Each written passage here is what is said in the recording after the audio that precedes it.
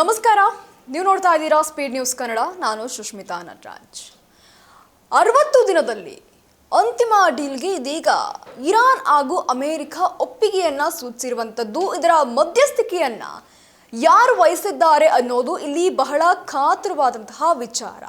ಹೌದು, ಅಮೆರಿಕ ಮತ್ತು ಇರಾನ್ ನಡುವಿನ ಯುದ್ಧಕ್ಕೆ ಶಾಶ್ವತವಾಗಿ ಅಂತ್ಯವನ್ನ ಆಡುವಂತಹ ಉದ್ದೇಶದಿಂದ ಇಲ್ಲಿ ನಡೀತಾ ಇರುವಂತಹ ಮಾತುಕತೆ 2ನೇ ದಿನವನ್ನ ಇದೀಗ ಪೂರೈಸಿದೆ ಅಂತಾನೆ ಹೇಳ್ಬೋದು. ಈ ವೇಳೆ 60 ದಿನಗಳಲ್ಲಿ ಅಂತಿಮ ಒಪ್ಪಂದವನ್ನ ಮಾಡಿಕೊಳ್ಳೋದಕ್ಕೆ ಇದೀಗ ಪೂರಕವಾದಂತಹ ಚೌಕಟ್ಟಿಗೆ ಎರಡೂ ಕಡೆಯವರು ಸಹ ಒಪ್ಪಿದ್ದಾರೆ ಎಂದು ಇದೀಗ ಮಧ್ಯಸ್ಥಿಕೆಯನ್ನ ವಹಿಸಿರುವಂತಹ ಪಾಕಿಸ್ತಾನ್ ಮತ್ತು ಕತರ್ ಜಂಟಿ ಹೇಳಿಕೆಯನ್ನ ಬಿಡುಗಡೆ ಮಾಡಿವೆ.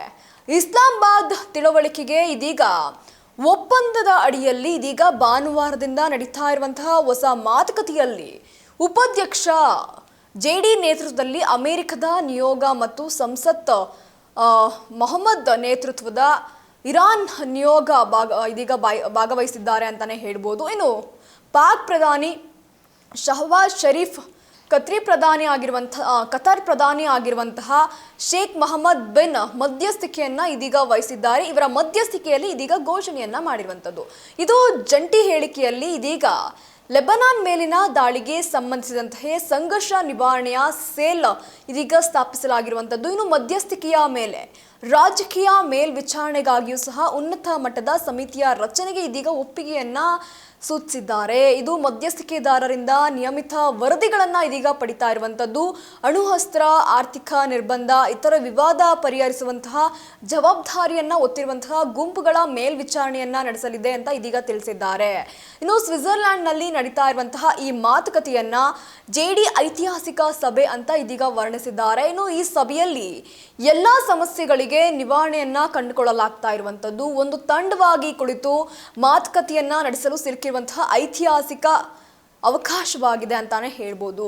ಇನ್ನು ಇರಾನ್ನಿಂದಾಗಿ ಪ್ರಾದೇಶಿಕ ಅಸ್ಥಿರತೆ ಸೃಷ್ಟಿಯಾಗಿರುವಂತಹ ಹೊರತಾಗಿಯೂ ಸಹ ಶಾಂತಿ ಮತ್ತು ಸಮೃದ್ಧಿ ಸ್ಥಾಪನೆಗೆ ಇದೀಗ ಕೆಲಸ ಮಾಡಬಹುದು ಅಂತ ಇದೀಗ ಅವರು ಹೇಳ್ಕೊಂಡಿರುವಂಥದ್ದು.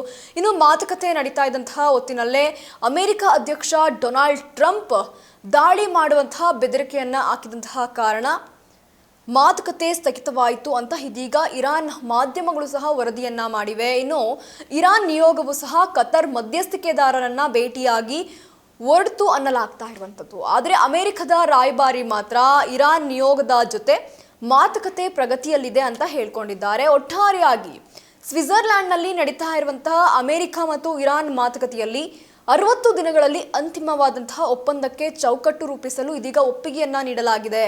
ಪಾಕಿಸ್ತಾನ್ ಮತ್ತು ಕತರ್ ಮಧ್ಯಸ್ಥಿಕೆ ವಹಿಸಿದ್ದು ಅಧ್ಯಕ್ಷ ಟ್ರಂಪ್ ಅವರ ಬೆದರಿಕೆಯ ಹಿನ್ನೆಲೆಯಲ್ಲಿ ಇರಾನ್ ನಿಯೋಗವು ಸಭಾತ್ಯಾಗ ಮಾಡಿದಂತಹ ಘಟನೆಯೂ ಸಹ ಇದೀಗ ನಡೆದಿರುವಂಥದ್ದು. ಒಟ್ಟಾರೆಯಾಗಿ ಈ 60 ದಿನದ ಒಪ್ಪಂದ ಏನಿದೆ ಇದು ನಡೆಯಲ್ವಾ? ಅಮೆರಿಕ ಅವರು ಒಂದಲ್ಲ ಒಂದು ಬಾರಿ ಒಂದು ರೀತಿ ಬೆದರಿಕೆಯನ್ನ ಹಾಕ್ತಾನೆ ಇರ್ತಾರೆ.